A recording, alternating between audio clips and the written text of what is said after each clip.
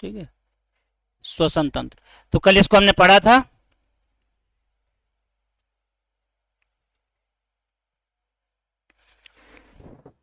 तो यदि मनुष्य की बात करें तो मनुष्य का मुख्य श्वसन अंग क्या होता है?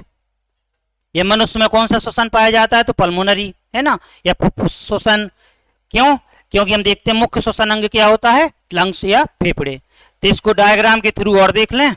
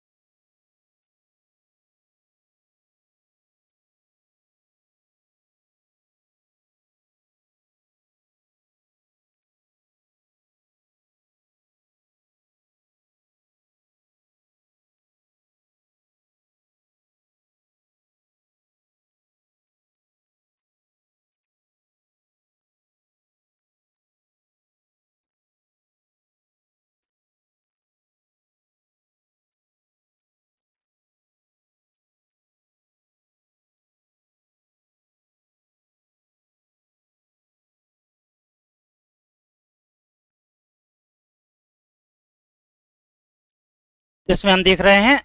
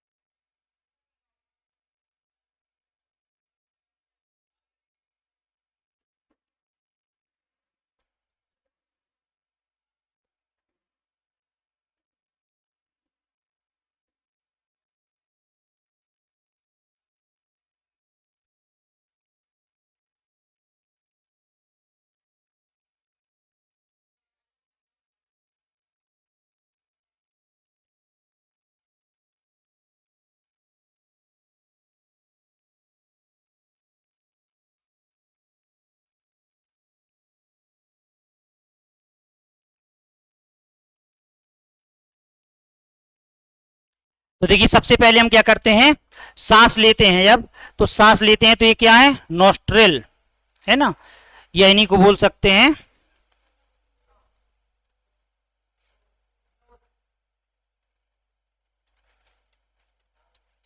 ठीक है, या नासा मार्ग, है ना। ये क्या है? अंदर की ओर, तो अंदर की ओर हम देख रहे हैं ये नेजल पासेस।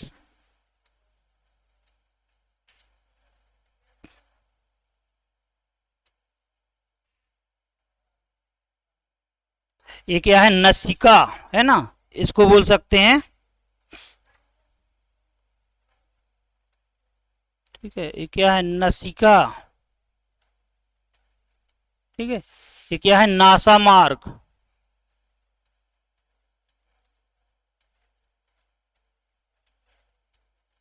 ठीक है, नासामार्ग। अब यहां हम देख रहे हैं ये क्या, फेरिंग्स।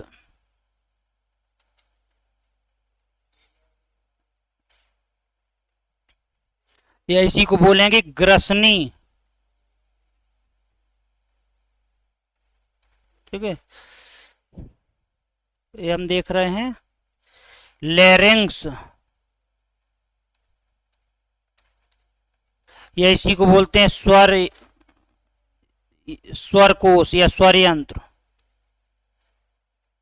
ठीक है, अब यहां पे हम देखें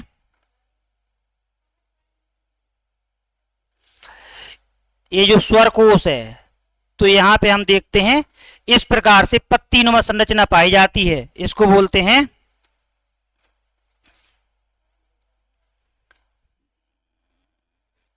इपिग्लोटिस।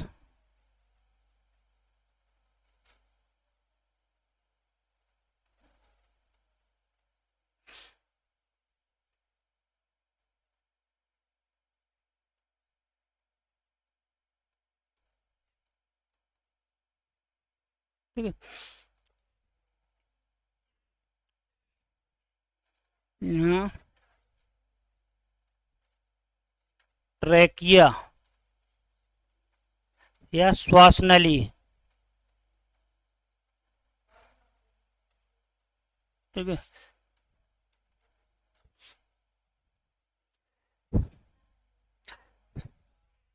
यहाँ हम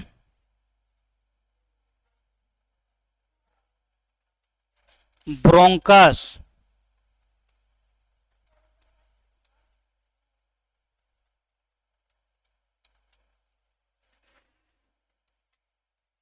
ठीक है, फिर ये ब्रोंकाई।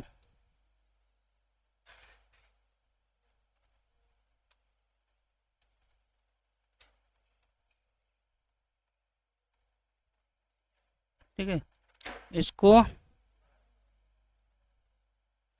ब्रोंकियोल्स।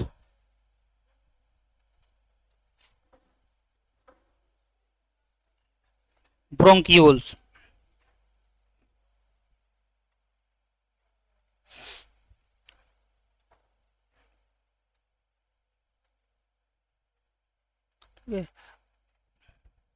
इसको बोलते हैं एल्वियोलाई या कूपिकाएं।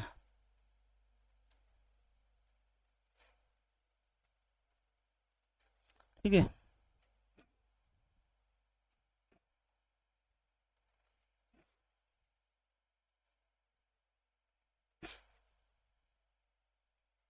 तो सबसे पहले देखिए हम सांस लेते हैं। सांस लेते हैं तो कहां से, नाक के थ्रू। अब इसके बाद हम देखते हैं कि सांस कहां तक जाती है, नासा मार्ग। नासा मार्ग से हम देखते हैं फेरिंग्स, और फेरिंग्स से लेरिंग्स, और लेरिंग्स से क्या होती है, हम देखते हैं जो इनकम्प्लीट रिंग नुमा संरचना पाई जाती है, इसको क्या बोलते हैं, ट्रैकिया। अब आगे चल के हम देखते हैं कि ट्रैकिया जो है तो दो भागों में बढ़ जाती है, दाईं और दाएं फेफड़े में तथा बाईं और बाएं फेफड़े में। दायां फेफड़ा है तो हम देखते हैं कितने लोब में बटा होता है, 3, और बायां फेफड़ा है तो 2 लोब में बटा होता है। ठीक है, तो अब हम देखते हैं कि जो दाईं ओर का ब्रोंकस है तो दाएं फेफड़े में जाकर 3 भागों में बढ़ जाता है, और बाईं ओर का ब्रोंकस है तो बाएं फेफड़े में जाकर 2 भागों में बढ़ जाता है।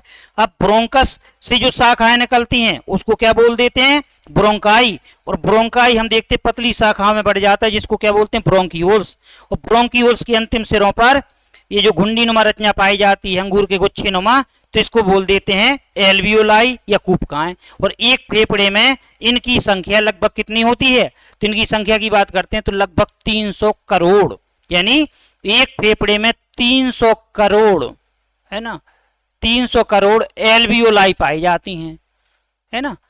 अब यदि हम बात करते हैं कि मनुष्य का श्वसन अंग है, तो हम देखते हैं मनुष्य का श्वसन अंग क्या है, फेफड़े, है ना। लेकिन ये सभी क्या है, सहायक श्वसन अंग हैं। अब यदि हम फेफड़े याद करके जाएं या फुफ्फुस याद करके जाएं और क्वेश्चन यदि आ जाए कि निम्नलिखित में से कौन सा मनुष्य का श्वसन अंग से संबंधित है, ब्रोंकस, ब्रोंकाई, ब्रोंकियोल्स, है ना, तो हम देखते हैं सभी क्या है, श्वसन अंग के पार्ट हैं, है ना। तो सबसे पहले सांस लेते हैं नाक के थ्रू, फिर हम देखते हैं नेजल पासेज या नासा मार्ग से होती हुई कहाँ जाती है, ग्रसनी, और ग्रसनी से हम देखते हैं लैरिंग्स, और लैरिंग्स हम देखते हैं अभी जो लैरिंग्स है या इसी को स्वरयंत्र बोलते हैं, वोकल बॉक्स बोलते हैं।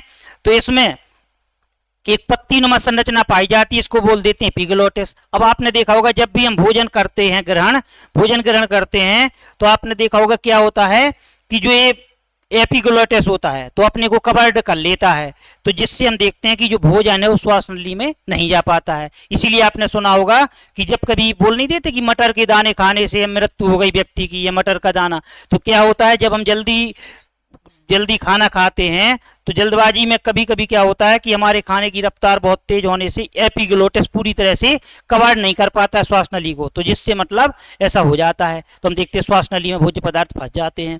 तो इसका काम क्या है, जब हम भोजन को ग्रहण करते हैं तो श्वास नली को कवर कर देता है, जिससे भोजन श्वास नली में नहीं जा पाता है ना, और जब हम सांस लेते हैं तो खुल जाता है ना। तो इस प्रकार से एपिग्लोटिस, और हम देखते हैं ये क्या करता है, लैरिंग्स, तो लैरिंग्स जो होता है तो फेरिंग्स यानी ग्रसनी को और श्वास नली को जोड़ने का कार्य करता है। कौन करता है, तो स्वरयंत्र, है ना। और फिर हम देखते हैं ग्रासनी, जो श्वास नली है तो आगे चलकर दो भागों में बढ़ जाती है, दाईं ओर जो बढ़ती है और बाईं ओर, तो दाईं ओर का ब्रोंकस और बाईं ओर का, तो बटा हुआ भाग क्या कहलाता, ब्रोंकस। ब्रोंकस से जो पतली शाखाएं निकलती हैं उनको ब्रोंकाई, और ब्रोंकाई जो आगे चल के पतली शाखाओं बढ़ जाता है उसको ब्रोंकियोल्स, और फिर जो संरचना पाई जाती है अंगूर के गुच्छे नुमा तो इसको बोल देते ब्रोंकियोल्स, है ना। सॉरी इसको कूप कहाँ बोल देते हैं, है ना। और स्पष्ट इसको नहीं आ रहा है, इसमें नहीं दिख रहा सही से, इसको और देख लें तो इसको और थोड़ी वैसा कर दें।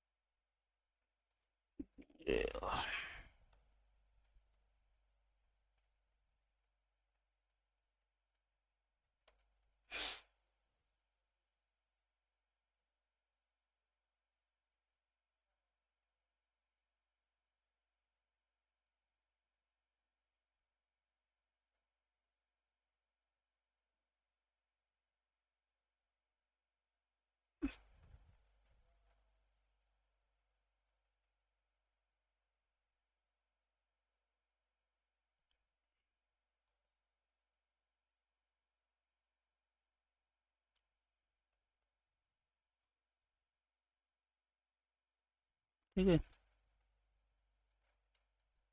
तो इस प्रकार से ये आगे चल के बढ़ जाते हैं, ठीक है। और ये क्या कहला जाएगा, पूरा पार्ट ये लंग्स कहला जाएगा, फेफड़े कहला जाएंगे, ठीक है। अब दायां फेफड़ा कितने पार्ट में बटा होता है, 3, और बायां फेफड़ा 2। यदि आपका कभी क्वेश्चन आता है कि कौन सा फेफड़ा बड़ा होता है, तो माइनर बड़ा कौन सा होता है, दायां फेफड़ा, क्योंकि 3 ब्रोंकस में बटा होता है ना, और ये हम देखते हैं 2 ब्रोंकस में। या हमारे स्वर यंत्र की या श्वसन तंत्र की सबसे छोटी इकाई है तो क्या कहेंगे, सबसे छोटी इकाई क्या है, ब्रोंकियो, क्या है, एल्वियोलाई, है ना। ये देख रहे हो ना अंगूर के गुच्छे के नुमा संरचना, तो इसको क्या बोलते हैं, एल्वियोलाई। इनका कार्य क्या होता है, जब हम सांस लेते हैं तो आप देख रहे हो एक एल्वियोलाई और दूसरी एल्वियोलाई के बीच में स्पेस है ना, तो हम देखते हैं इसको यहाँ संकुचन और शिथिलन होता है ना। कॉन्स्ट्रक्शन की बात करें और रिलैक्शन की बात करें। अब जब देखना, जब जो लोग धूम्रपान करते हैं, है ना, या हम देखते हैं स्मोकिंग करते हैं, तो हम देखते हैं कि उनमें क्या होता है, एक रोग हो जाता है जिसको बोलते हैं एम्फीसेमा, है ना। एक रोग हो जाता है जिसको बोल देते हैं एम्फाइसेमा। अब इसमें क्या होता है, इसमें जो एल्वियोलाई होती हैं या कूपकाएं होती हैं तो इसमें जुड़ जाती हैं, जिससे सांस लेने में कठिनाई होती है ना। तो जो लोग ज्यादा धूम्रपान करते हैं या सिगरेट वगैरह पीते हैं तो हम देखते हैं उनमें एल्वियोलाई जो होती हैं तो आपस में कनेक्ट हो जाती हैं, जुड़ जाती हैं, या इनके बीच का स्पेस जो होता है कम हो जाता है, जिससे सांस लेने में कठिनाई होती है ना। तो पूछ सकते हैं एम्फाइसेमा में क्या होता है, ये श्वसन तंत्र से संबंधित विकार है, तो जिसमें हम देखते हैं एल्वियोलाई आपस में जुड़ जाती हैं, जिससे सांस लेने में कठिनाई होती है, या इनके बीच का स्पेस जो होता है वो कम हो जाता है ना।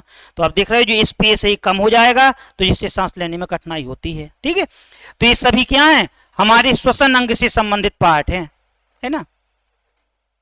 तो केवल समझने के लिए है ना। तो सबसे पहले हम सांस लेते हैं। अब देखिए हम सांस मुंह से ही क्यों लेते हैं, नाक से ही क्यों लेते हैं, क्योंकि नाक में क्या होता है, हम देखते हैं म्यूकस पाया जाता है और श्लेष्मा। तो क्या करते हैं कि जो धूल के कण वगैरह होते हैं तो उनको रोक लेते हैं, जिससे हम देखते हैं वो हमारे लंग्स तक नहीं जाने पाते हैं, है ना। अब यहाँ पे हम देखते हैं जब हम सांस लेते हैं, सांस लेने की क्रिया होती है या श्वासोच्छ्वास की क्रिया होती है, तो कितने भागों में बढ़ जाती है, दो, है ना। एक को बोलते हैं निःश्वसन और एक को बोलते हैं निःश्वसन। निःश्वसन यानी इंस्पायरेशन और निःश्वसन यानी एक्सपायरेशन। जब हम वातावरण की वायु को हम देखते हैं ग्रहण करते हैं, है ना। जब हम सांस लेते हैं ना तो वायुमंडलीय वायु जो होती है तो हम देखते हैं हम ग्रहण करते हैं, तो क्या कहलाता है, वातावरण की वायु को ग्रहण करना निःश्वसन या इंस्पायरेशन बोलते हैं। वो जब हम बाहर निकालते हैं तो हम देखते हैं वो क्या होता है, एक्सपायरेशन या निःश्वसन, है ना।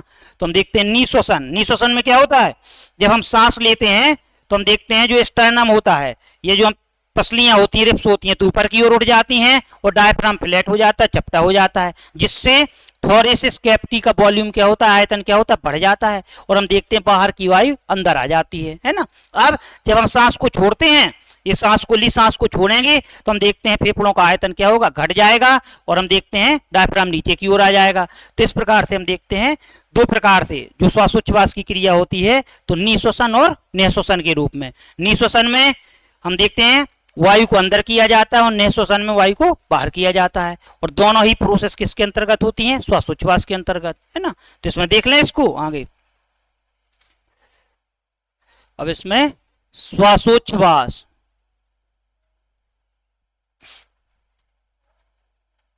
ठीक है, श्वासोच्छ्वास, ठीक है, या इसी को बोलते हैं ब्रीथिंग,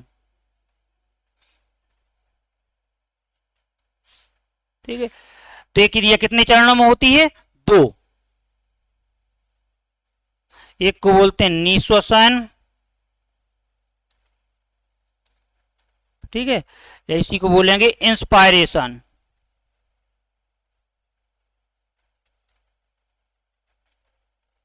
ठीक है, इंस्पायरेशन।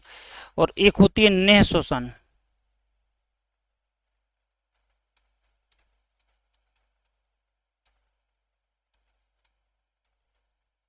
या एक्सपायरेशन।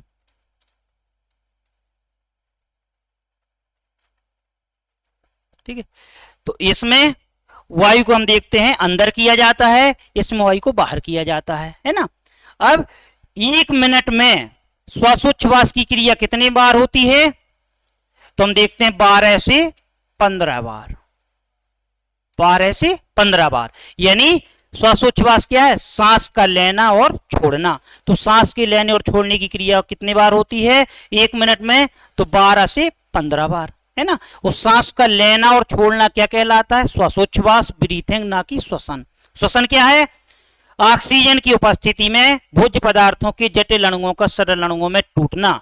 और श्वासोच्छ्वास क्या है, सांस का लेना और छोड़ना, है ना। इसमें क्या करते हैं, ऑक्सीजन को लेते हैं और कार्बन डाइऑक्साइड को छोड़ते हैं, है ना। तो निःश्वसन की क्रिया में क्या होता है, हम देखते हैं जैसे हम सांस लेते हैं तो हम देखते हैं क्या होता है, ये डायफ्राम होता है, तो डायफ्राम फ्लैट हो जाता है और पसलियां ऊपर की ओर होती हैं। तो हम देखते हैं क्या होता है, इसमें जो फेफड़ों का वॉल्यूम होता है वो क्या होता है, बढ़ जाता है, तो आयतन बढ़ जाएगा और जिससे सांस लेने से हम देखते हैं वायु आ जाती है। तो वायु का लेने का क्रम वही है कि सबसे पहले नसिका, नसिका से नासा मार्ग, नासा मार्ग से ग्रसनी, ग्रसनी से लैरिंक्स और लैरिंक्स से ट्रैकिया, ट्रैकिया से ब्रोंकास, फिर ब्रोंकाई, फिर ब्रोंकियोल्स, फिर एल्वियोलाई, है ना। तो श्वसन तंत्र की सबसे छोटी इकाई है, तो सबसे बाद में हमने क्या बनाया था, तो एल्वियोलाई, है ना। एल्वियोलाई यानी जो गुब्बारे नुमा संरचना पाई जाती है उनको बोलते हैं कूपकाएं। और एक फेफड़े में, है ना, एक फेफड़े में या प्रत्येक फेफड़े की बात करें तो कूपकाओं की संख्या कितनी होती है, तो लगभग 300 करोड़, है ना। तो मनुष्य का श्वसन अंग क्या हो जाएगा, फेफड़े या फुफ्फुस, लेकिन श्वसन तंत्र की सबसे छोटी इकाई क्या हो जाएगी, तो एल्वियोलाई, है ना, या कूपकाएं। और प्रत्येक फेफड़े में एल्वियोलाई की संख्या कितनी होती है? तो 300 करोड़। फेफड़े कौन सी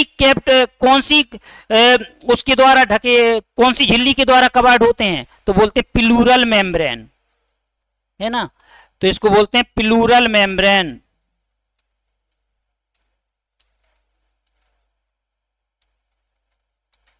तो फेफड़े चारों ओर से कौन सी झिल्ली के द्वारा घिरे होते हैं? तो प्लूरल मेम्ब्रेन, है ना। हार्ट में हमने क्या पढ़ा था? पेरिकार्डियम। ये मेम्ब्रेन जो झिल्लियां होती हैं हमेशा पूछी जाती हैं एग्जाम में, तो यहां पे हम देख रहे हैं क्या है? प्लूरल, ठीक है। और हृदय में हमने क्या पढ़ा था? पेरिकार्डियम, है ना। जब हम एक्सक्रेटरी सिस्टम को पढ़ेंगे तो उसमें हम पढ़ेंगे पेरिटोनियम, है ना। जब हम ब्रेन को पढ़ेंगे तो पढ़ेंगे मेनिंजाइटिस, है ना। तो ब्रेन चारों ओर से किसके द्वारा? मेनिंजाइटिस। और फेफड़े प्लूरल, है ना। और जो हार्ट की बात करते हैं तो हार्ट किसके द्वारा? तो पेरिकार्डियम, है ना, ठीक है। तो ये श्वासोच्छ्वास के पार्ट कितने हैं? निश्वसन और निःश्वसन। अब देखिए यहां से क्वेश्चन आते हैं, निश्वसन की क्रिया में और निःश्वसन की क्रिया में कितनी वायु को लिया जाता है या छोड़ा जाता है? तो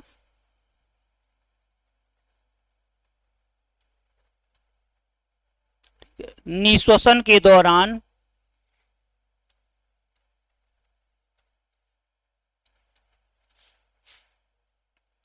अंदर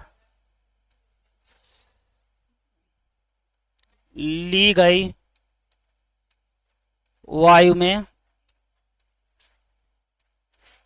गैसों का परसेंटेज या गैसों की मात्रा, ठीक है। और निःश्वसन के दौरान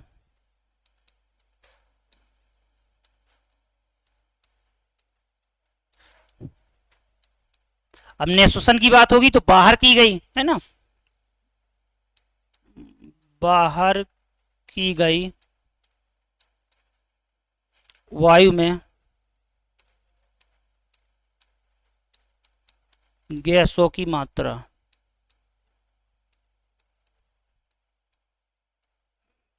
यहां से आपके क्वेश्चन बनेंगे जिसमें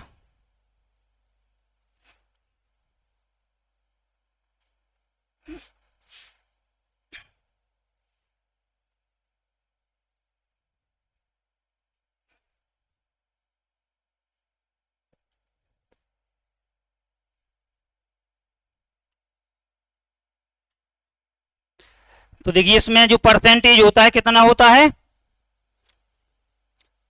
नाइट्रोजन, है ना, ऑक्सीजन और कार्बन डाइऑक्साइड।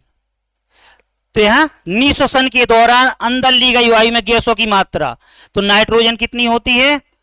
79, है ना। यहां कितना आ जाएगा? 21। और यहां 0.03, है ना। तो लगभग ये इससे घटा सकते हैं, जैसे 0.03 ज्यादा है। और यहाँ पे हम देख रहे हैं 79, दोनों में इसकी मात्रा समान होती है। और यहाँ कितना आ जाएगा? 17 और यहाँ 4, इस प्रकार से, है ना। तो यदि आए कि निःश्वसन के दौरान, है ना, सबसे अधिक मात्रा कौन सी गैस की लेते हैं? तो नाइट्रोजन की। यह सबसे अधिक मात्रा निःश्वसन के दौरान किसकी छोड़ी जाती है? तो भी नाइट्रोजन की, बराबर रहता है इनका परसेंटेज। और निःश्वसन के दौरान ऑक्सीजन लेते कितनी है? 21%। और हम देखते हैं निःश्वसन में छोड़ते कितनी है? 17%। और कार्बन डाइऑक्साइड लेते कितनी है? तो 0.03% और छोड़ते कितनी है? 4%, है ना। तो पूछ सकते हैं यहां से क्वेश्चन कि निःश्वसन के दौरान ली गई वायु में ऑक्सीजन की मात्रा या नाइट्रोजन की मात्रा है कार्बन डाइऑक्साइड की, और निःश्वसन के दौरान छोड़ी गई वायु में तो इन विभिन्न गैसों की मात्रा, तो हम देखते हैं इनका परसेंटेज इतना होता है। जनरली हम देखते हैं तो वायुमंडल में ऑक्सीजन का परसेंटेज इतना ही रहता है, 21 के लगभग। यहाँ पे भी हम देखते हैं 78 और या 79 के लगभग रहता है। यहाँ पे भी हम देखते हैं 0.03। कई बार आपका क्वेश्चन आता है कि वायुमंडल में कार्बन डाइऑक्साइड की मात्रा कितनी होती है? तो 0.03%, है ना। तो यहां से आपके क्वेश्चन आ जाएंगे, बन जाएगा ना क्या? हाँ, तो मेटाबॉलिज्म के दौरान जो बढ़ेगी नहीं, जब विघटन होगा भोज्य पदार्थों का तो उसके दौरान हम देखते हैं कि बढ़ेगी नहीं, तो इस वजह से यहाँ पे बढ़ती है। तो कार्बन डाइऑक्साइड की मात्रा बढ़ जाती है और ऑक्सीजन की मात्रा घट जाती है ना। हाँ, तो ये तो 78 आएगा, 79, दो में से कोई आएगा, है ना। एक ही नहीं पूछेंगे क्योंकि ये एक दूसरे के लगभग है ना। अब वैसे तो हम यही पढ़ते हैं ना, लगभग 78% है ना, तो यहाँ पे इसका परसेंटेज ये भी 20 पॉइंट कुछ होती है ना, तो हम लगभग में लिख देते हैं। अब जब उसमें पूछा जाएगा तो आपका या तो 79 आएगा ऑप्शन में, 78, दो में से कोई आएगा, है ना। तो यदि श्वासोच्छ्वास की बात होती है तो श्वासोच्छ्वास के अंतर्गत हम क्या पढ़ते हैं, निश्वसन और नहश्वसन, है ना। अब एक होता कोशिकीय श्वसन, जिसको हमने कल पढ़ा हुआ था।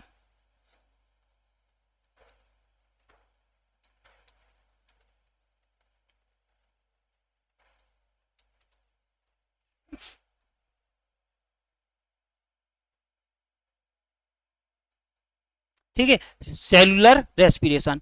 तो इसको कितने चरणों में बांटते हैं, तो इसके अंतर्गत हम पढ़ते हैं एरोबिक,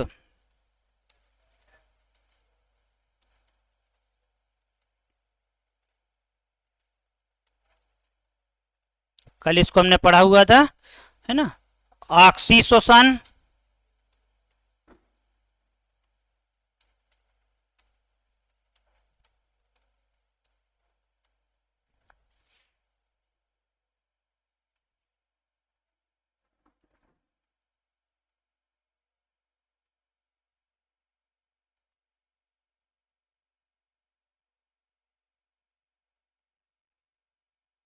ऑक्सीश्वसन और अनॉक्सीश्वसन।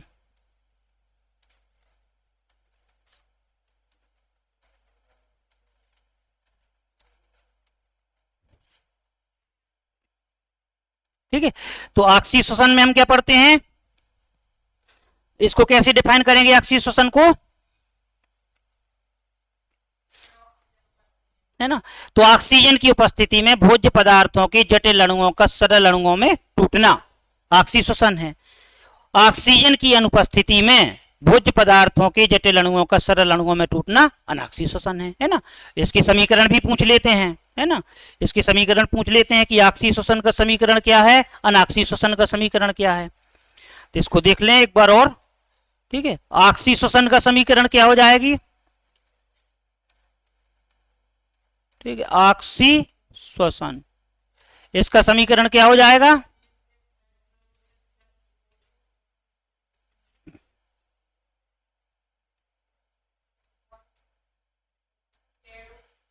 ठीक है, तो इसमें इसका समीकरण क्या हो जाएगा,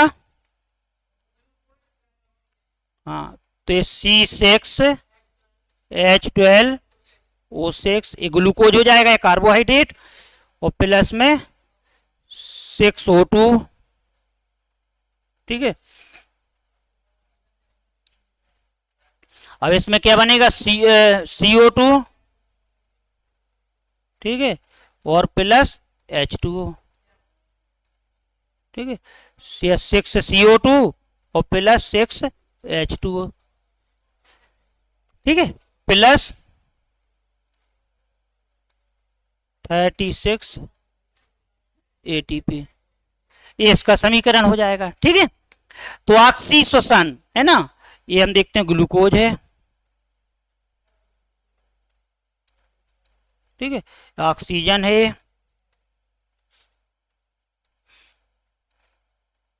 ठीक है, ये कार्बन डाइऑक्साइड और वाटर। तो ऑक्सीजन की उपस्थिति में भोज्य पदार्थों के जटिल अणुओं का सरल अणुओं में टूटना, ये समीकरण हो जाएगा, है ना। क्वेश्चन क्या आपका एग्जाम में आएगा कि ऑक्सीश्वसन का अंतिम उत्पाद है ना। तो हम देखते कार्बन डाइऑक्साइड और जल, है ना, बैलेंस ही हमने कल देखी ली थी। इसके बाद अनॉक्सीश्वसन,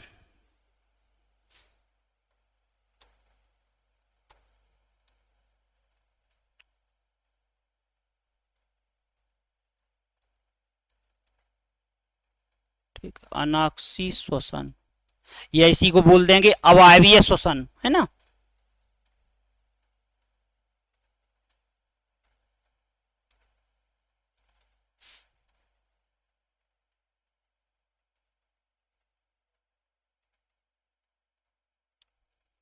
ठीक है, तो अनॉक्सीश्वसन, इसका समीकरण क्या हो जाएगा, है ना, तो ग्लूकोज दोनों में आएगा, C6H12 O6, है ना। अब क्योंकि ऑक्सीजन की एब्सेंट में होता है तो यहाँ पे ऑक्सीजन नहीं लिखेंगे। अब इसमें क्या आ जाएगा, CO2 और प्लस में एल्कोहल C2H5OH, या क्या कहेंगे इसको, एथिल एल्कोहल, है ना। कार्बन यहाँ पे कितने अच्छे हैं, तो हम देखते हैं 2, और यहाँ पे भी 2, 2 दूनी 4 और 2 6, ठीक है।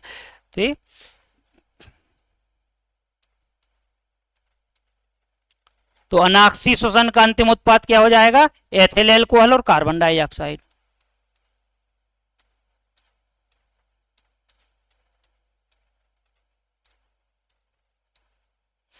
कार्बन डाइऑक्साइड,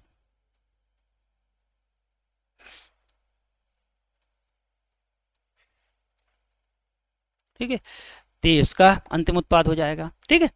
इसमें इसका भी हमें ये देखना है कि इसका समीकरण क्या होता है, अनाक्सी श्वसन का और ऑक्सी श्वसन का। अनाक्सी श्वसन का अंतिम उत्पाद तो एथिल एल्कोहल और कार्बन डाइऑक्साइड, उसमें हमने पढ़ा था कार्बन डाइऑक्साइड और जल। अब कभी कभी हम देखते हैं कि मांसपेशियों में या मसल्स में हम देखते हैं लैक्टिक एसिड का जमा हो जाता है। तो मसल्स में या मनुष्य में मांसपेशियों में लैक्टिक एसिड का जमा होना कौन सी श्वसन का उदाहरण है, तो किसके अंतर्गत, वो भी अनाक्सी श्वसन का उदाहरण हो जाएगा। उसका समीकरण क्या बनेगा, उसमें हम C6H12O6, अब क्योंकि ये भी ऑक्सीजन की अनुपस्थिति में होता है तो अब हमें लैक्टिक अम्ल का फॉर्मूला पता होना चाहिए। तो लैक्टिक अम्ल का फॉर्मूला कल हमने पढ़ा था, क्या होता है, CH3CHOH COOH, ये होता है लैक्टिक एसिड का फॉर्मूला, ठीक है। लैक्टिक एसिड, है ना। कार्बन कितने हैं, 1 2 3, यहाँ पे हम देखते हैं, ये लगा देंगे, ये लैक्टिक एसिड हो जाएगा, ठीक है। ये ग्लूकोज है, ठीक है। तो लैक्टिक एसिड का जमाव ये क्या हो जाएगा, तो जब भी मांसपेशियों की बात होगी लैक्टिक एसिड का जमाव, तो ये भी आपका अनाक्सी श्वसन का उदाहरण हो जाएगा, है ना। अनाक्सी श्वसन स्पष्ट देख सकते हैं कि इसमें ऑक्सीजन एब्सेंट है, यानी अनाक्सी श्वसन हो जाएगा, है ना।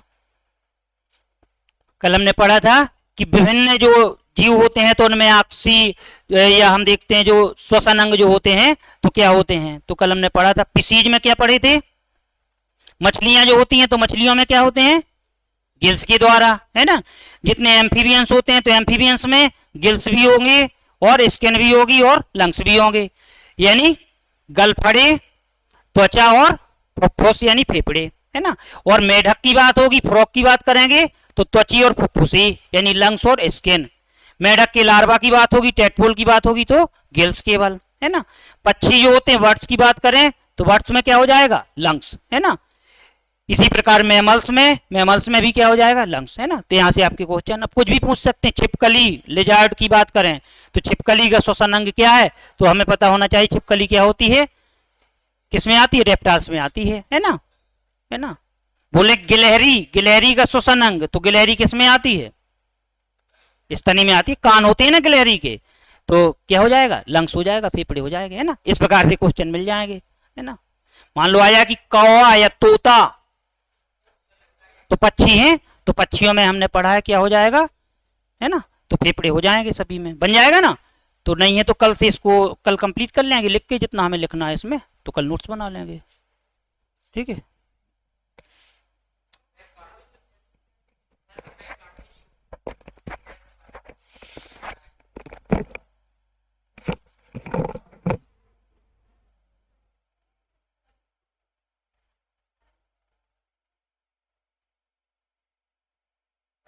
देखिए डायग्राम में हमें जो हम पढ़ा रहे, जो हम ऑर्गन है वो स्पष्ट होना चाहिए ना, ऑर्गन स्पष्ट होना चाहिए। तो देख लेना इसको, बस ये है कि कभी कभी क्या होता है जनरली हम